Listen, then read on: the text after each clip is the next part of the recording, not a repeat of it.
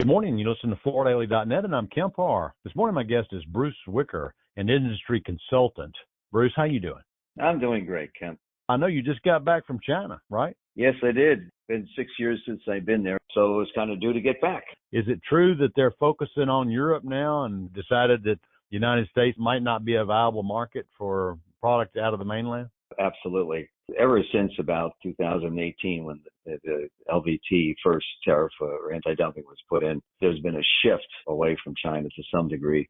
And then when the manufacturing equipment and the engineering and the product types and so on of LVT also evolved, it became easier to put in manufacturing capacity in Southeast Asia.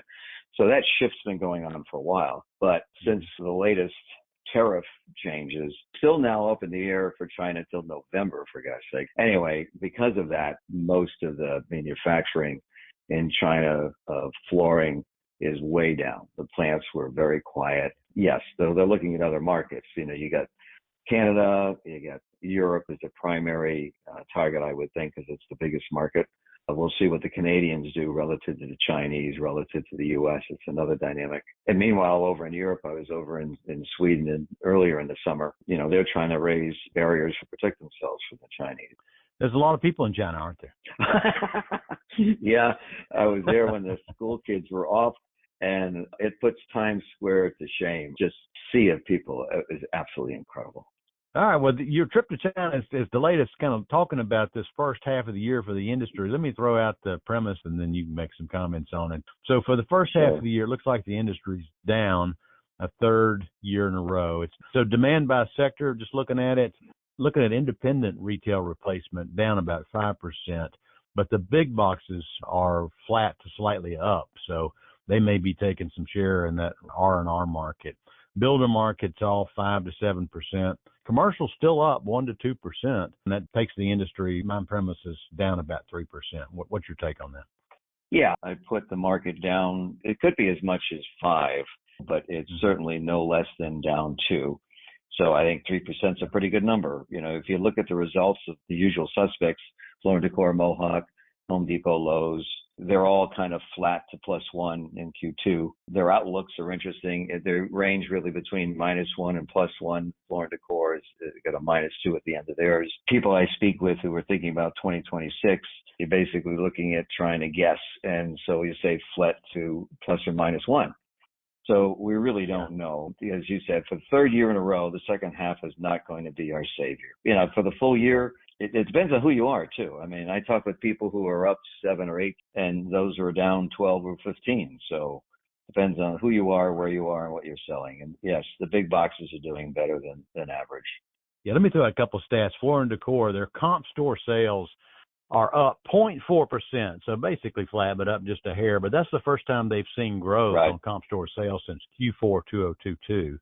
And like you say, their forecast for the year is down 2%. Home Depot, their comp store sales in the U.S. up 1.4%, earnings flat. They didn't call out flooring as being a performing department, but Lowe's did. So apparently Lowe's is doing better in the flooring category. Their comp store sales are up only 1.1%, so slightly less than versus Home Depot. And then let's just talk about Dixie, because I did have a great interview with Dan Frierson last week. You know, his business is down 2.7% on a year-over-year basis, but profitable. So that was good to hear as they've cut a lot of costs out of their operation. So Mohawk, which was flat overall, of course, there's a lot of outside the U.S. business, and their organic was down about 1. North America down about 1.2. It's not the year we had hoped for yet again. Flooring North America for Mohawk for the first half of the year is down 5.3%, but their second quarter was much better.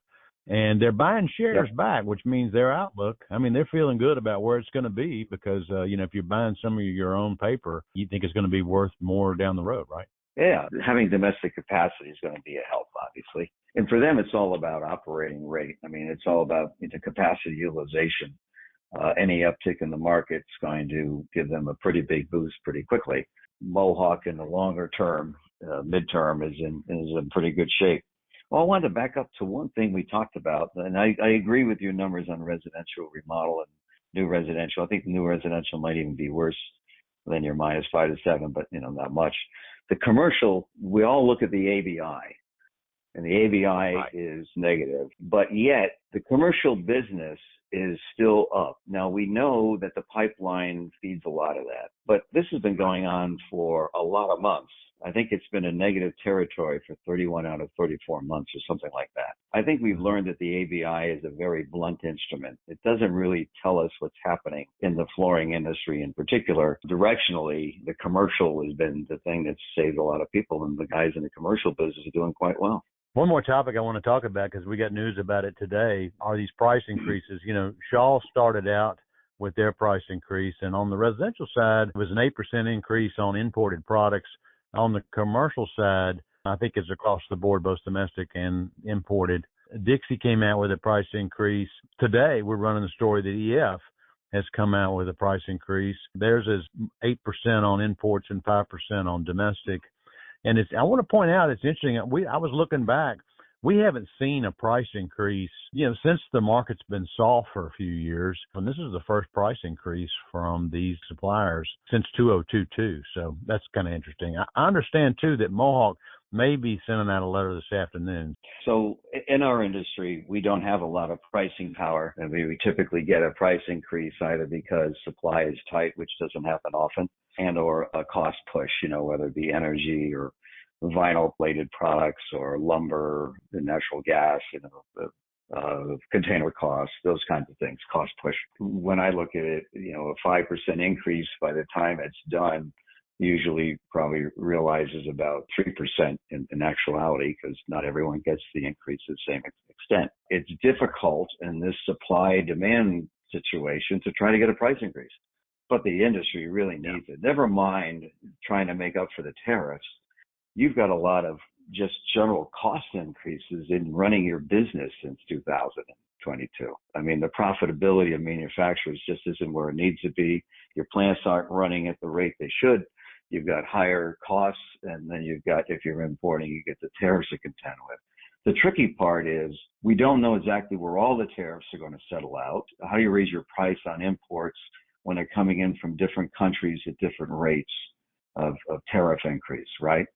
And then do you raise your price on your domestic products at the same time because you need the price increase? It's going to come down to, will the market accept it? And one would hope that the market would accept it. We are in a kind of inflationary environment. I mean, now is the time to try to get it. And this may not be the last round of increases, depending on what happens on some of the tariffs. So it's needed. And it looks like that we are going to get a little bit of a break from the feds in September, so it probably won't be much. It mentions see what it does to mortgage rates, right? And we all know there's not a direct correlation. There's a lag. So we need a half a point, relatively soon after that quarter point to really make a difference. So here we go again. Yeah. We're going to be entering now the fourth year of saying the second half is going to save us. We're going to have a bumpy road after Q3 because we're going to go into two seasonally soft quarters. So it's going to be tricky getting through that. I mean, the people that I spoke to in the last week since I've been back, it's all about just getting to the other side of this thing, right? Managing your cash, getting your expenses down. Let's try to get a price increase. Hopefully we can just get through.